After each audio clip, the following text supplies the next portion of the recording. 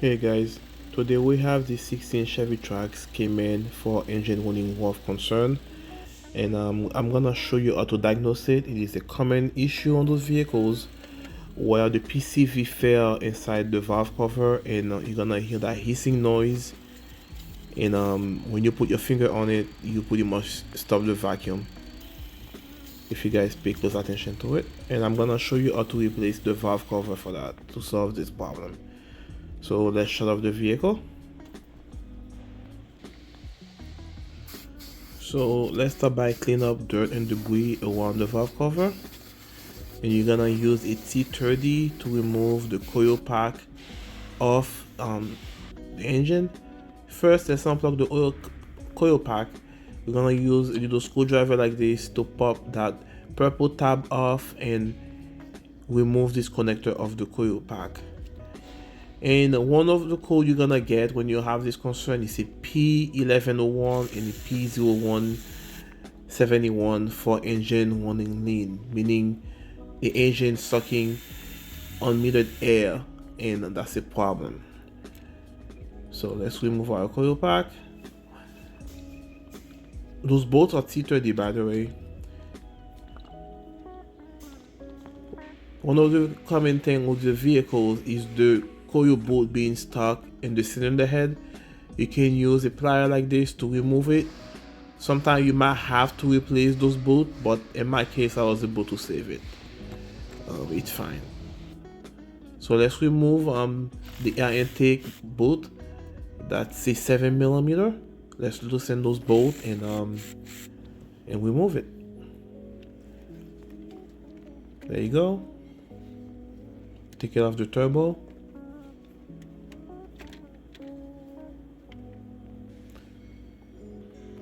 Let's remove our oil dipstick.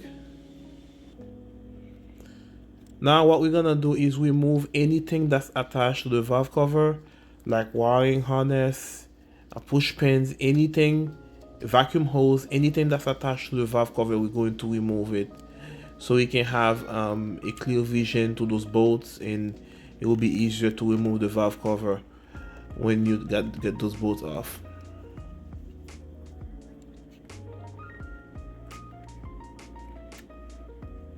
Put those things on the side.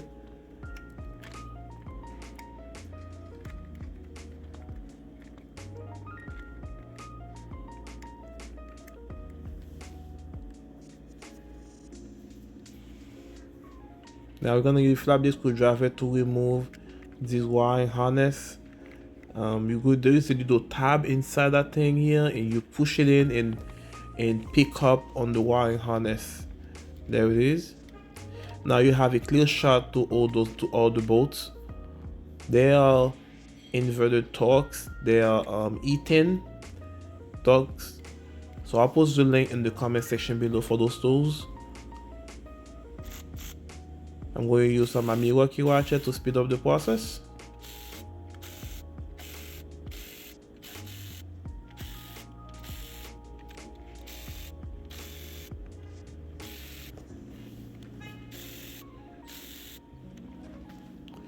And use the flap screwdriver and pry the valve cover off the cylinder head on the corner here near the turbo, and it will be loose.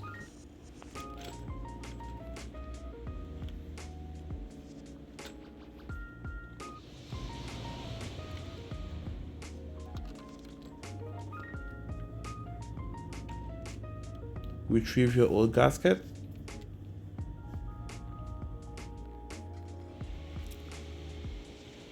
And our old RTV.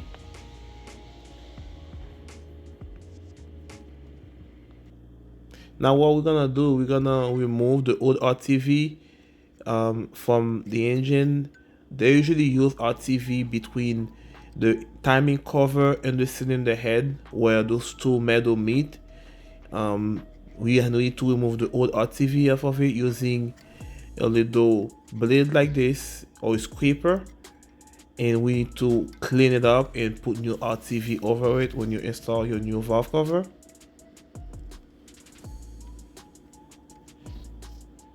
You're gonna use brake cleaner and a rag and you're going all around the sealing surfaces to make sure it's clean, no oil, no debris, and you'll be a perfect seal, so you don't have an oil leak.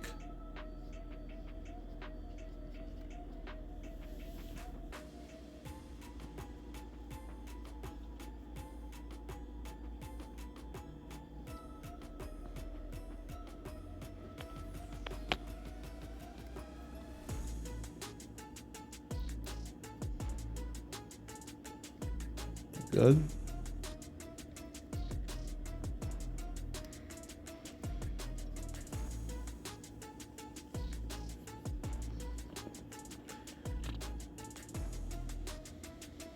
Now what we're gonna do is use some engine sealant, RTV, and put it right there in the corner where the valve cover, where the timing cover meet the cylinder head. Just a little bit, make sure it doesn't fall inside the engine. So we're gonna install our new valve cover. Make sure everything line up. Perfect. And I'm gonna use my Milwaukee ratchet once again to run the bolt through. If you don't have a torque wrench, you can use a 1/4" ratchet and tie it and hold it on top like I'm doing right there. Don't use it to the full length, just the top. And those things they have to be very tight. That will be just enough if you don't have a torque wrench. Now we need to take the old oil cap off, and there is this little extension there that GM used on those oil valve cover. You can transfer it to the new valve cover. It's 2 tabs on the side of it. You use a flat bit screwdriver to pop them off and pick up on that little extension. And here's our new coil pack. It's C30 once again.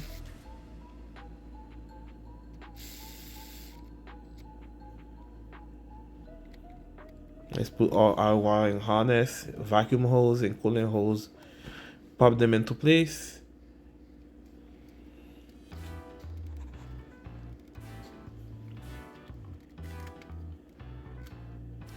Good.